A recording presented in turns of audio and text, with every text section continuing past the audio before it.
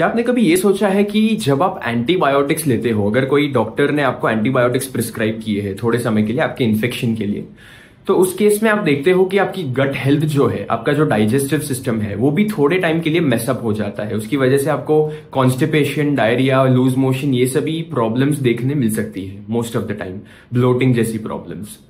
इसका primary reason ये है कि एंटीबायोटिक, अगर आप इस वर्ड को देखो और दो हिस्सों में इसको तोड़ने की कोशिश करो तो एंटी और बायोटिक निकल के आता है, जिसका मतलब है अगेंस्ट लाइफ।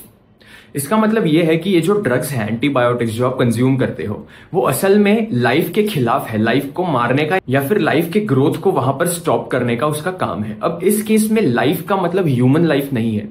इस केस में जो आप ड्रग्स कंज्यूम करते हो, जो आप मेडिसिन कंज्यूम करते हो, वो सभी मेडिसिन असल में बैक्टीरिया के अगेंस्ट एक्ट करते हैं, उसके अगेंस्ट होते हैं। और बैक्टीरिया टेक्निकली एक लिविंग चीज है, इसलिए इन्हें नाम दिया जाता है एंटीबायोटिक्स।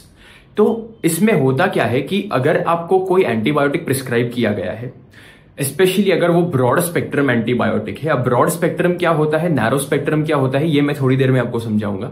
लेकिन अगर आपको ऐसा कोई एंटीबायोटिक दिया गया है जो कि ब्रॉड स्पेक्ट्रम है स्पेशली, तो बहुत हाई चांसेस है कि आपके बॉडी में जो इन्फेक्शन है उसके खिलाफ लड़ने के साथ साथ आपकी बॉडी में जो गट हेल्थ है उसको भी वो बर्बाद कर देगा थोड़े टाइम के लिए, टेम्पररीली, कुछ दिनों के लिए, जब तक आप वो मेडिसिन कंज्यूम कर रहे हो। अब इसका रीजन ये है कि अगर आप एंटीबायोटिक्स की बात करो तो वो इन जनरल बैक्टीरिया को मारते हैं। अब ऐसा जरूरी नहीं कि वो उन्हीं बैक्टीरिया को मारेंगे जो कि आपकी बॉडी में इन्फेक्शन कॉज कर रहा है। वो एंटीबायोटिक्स उन बैक्टीरिया को भी मारते हैं जो कि आपकी इंटेस्टाइन्स में रहते हैं। और अगर आपको ये नहीं पता, आपकी इंटेस्टाइन्स में at any given point millions of good bacteria रहते हैं, जिन्हें गुड बैक्टीरिया नेम किया गया है क्योंकि वो आपकी इम्यून सिस्टम को मेंटेन करने में, आपके गट हेल्थ को, आपके डाइजेशन को, इन सभी चीजों को मेंटेन करने में भी हेल्प करते हैं। तो ये जो गुड बैक्टीरिया है, इनके खिलाफ भी ब्रॉड स्पेक्ट्रम एंटीबायोटिक्स बहुत कॉमनली एक्ट करते हैं। यानी कि अगर आप वो ब्रॉड स्पेक्ट्रम एंटीबायोटिक खाओ तो उसकी वजह से इन्फेक्शन वाले बैक्टीरिया के साथ साथ आपके गट में जो बैक्टीरिया है, आपके इंटेस्टाइन्स में जो गुड बैक्टीरिया है, उनको भी ये एंटीबायोटिक्स कई हद तक डिस्ट्रॉय करते हैं।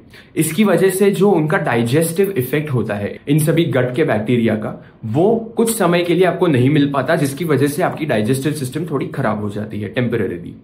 तो ये प्राइमरी रीजन है क्यों ब्रॉड स्पेक्ट्रम एंटीबायोटिक्स लेने पर ऐसा होता है। अब broad spectrum versus narrow spectrum दोनों में डिफरेंस क्या है? ब्रॉड स्पेक्ट्रम एंटीबायोटिक्स वो एंटीबायोटिक्स है जो बहुत अलग अलग टाइप के, अलग अलग प्रकार के बैक्टीरिया जो होते हैं आपकी बॉडी में, उनके अगेंस्ट एक्ट करता है।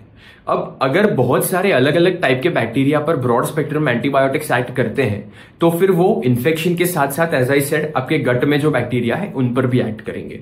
अब इसमें आप ये पूछोगे कि ब्रॉड स्पेक्ट्रम एंटीबायोटिक्स लेने का फिर फायदा क्या हुआ? इससे अच्छा नैरो स्पेक्ट्रम ही ले लेते हैं, जिससे कि सिर्फ हमारे जो इन्फेक्शन कॉज करने वाले बैक्टीरिया है वो ही डिस्ट्रॉय हो। लेकिन ये हमेशा वायबल नहीं होता, क्योंकि फर्स्ट ऑफ ऑल एक पॉसिबिलिटी तो ये है कि अगर वो डॉक्टर को नहीं पता कि पर्टिकुलरली कौन सा बैक्टीरिया कॉज कर रहा है आपका इन्फेक्शन, उस केस में चांसेस है कि वो डॉक्टर आपको ब्रॉड स्पेक्ट्रम एंटीबायोटिक्स प्रिस्क्राइब करे, जिससे कि कोई भी बैक्टीरिया आपको इन्फेक्शन कॉज कर रहा हो, वो सभी बैक्टीरिया वही सेम ड्रग से डिस्ट्रॉय हो पाए, वही सेम मेडिसिन से डिस्ट्रॉय हो पाए। दूसरी पॉसिबिलिटी ये है कि अगर आपका ब्लड सैंपल एक लैब में दिया हुआ है टेस्टिंग के लिए कि कौन सा बैक्टीरिया आपको इन्फेक्शन कॉज कर रहा है, उसके टेस्टिंग के लिए, तो उसका कंफर्मेशन आए तब तक आपको कुछ तो प्रिस्क्राइब करना है। तो उस टाइम में, वो जो टाइम पीरियड है जिसके पहले कि वो लैब का रिजल्ट आपको मिल पाए, वो टाइम पीरियड के बीच में आपको शायद ब्रॉड स्पेक्ट्रम एंटीबायोटिक्स प्रिस्क्राइब किए जाए, सो दैट आपका जो ट्रीटमेंट है वो स्टार्ट किया जा सके, इनिशिएट किया जा सके। इसके अलावा अगर आपका जो इन्फेक्शन है वो बहुत सारे बैक्टीरिया कॉज कर रहे हैं, तो उस केस में भी ब्रॉड स्पेक्ट्रम एंटीबायोटिक्स देने की जरूरत पड़ सकती है। तो ऐसे केसेस में आपको देखने मिलेगा कि आपके जो गट के माइक्रोब्स है उसके अगेंस्ट भी ये एंटीबायोटिक्स एक्ट करते हैं।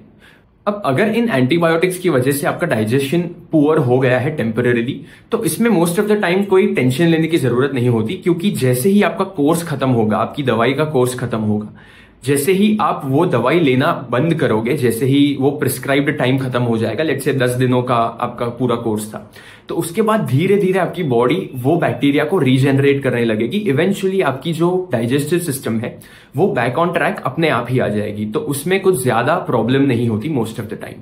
लेकिन इसमें एक और इंटरेस्टिंग टॉपिक आता है जो कि है याकुल्ट का। आपने याकुल्ट नाम का एक मार्केटेड प्रोडक्ट है वो सुना होगा, बहुत टाइम से चल रहा है। इसे कहा जाता है एक प्रोबायोटिक फॉर्मुलेशन। अब ये प्रोबायोटिक का मतलब क्या है? आप देख सकते हो कि एंटीबायोटिक और प्रोबायोटिक सिमिलर साउंड करते हैं। प्रोबायोटिक का बेसिक मतलब ये होता है कि वो आपकी बॉडी में जो गुड बैक्टीरिया है उसका नंबर बढ़ाता है, यानी कि जो आपके गट में जो डाइजेशन में एड करने वाले, इम्यून सिस्टम मेंटेन करने में जो एड करने वाले माइक्रोब्स है, जो बैक्टीरिया है, उनका नंबर ये फॉर्मुलेशन बढ़ा देता है। इस वजह से इसे प्रोबायोटिक नाम दिया गया है।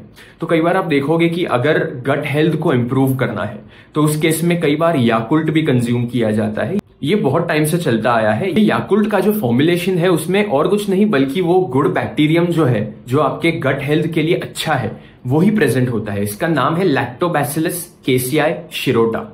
ये एक बैक्टीरियम है जो कि आपके डाइजेशन में एड करता है और यही ये याकुल्ट के फॉर्मुलेशन में प्रेजेंट होता है, जो कि आपकी बॉडी में जाकर इंटेस्टाइन्स में वो गुड बैक्टीरियम का नंबर बढ़ा देता है, जिससे कि जो आपका डाइजेस्टिव सिस्टम वीक हो गया है उस केस में याकुल्ट बहुत इफेक्टिव हो सकता है। तो ये है कॉन्सेप्ट एंटीबायोटिक्स का।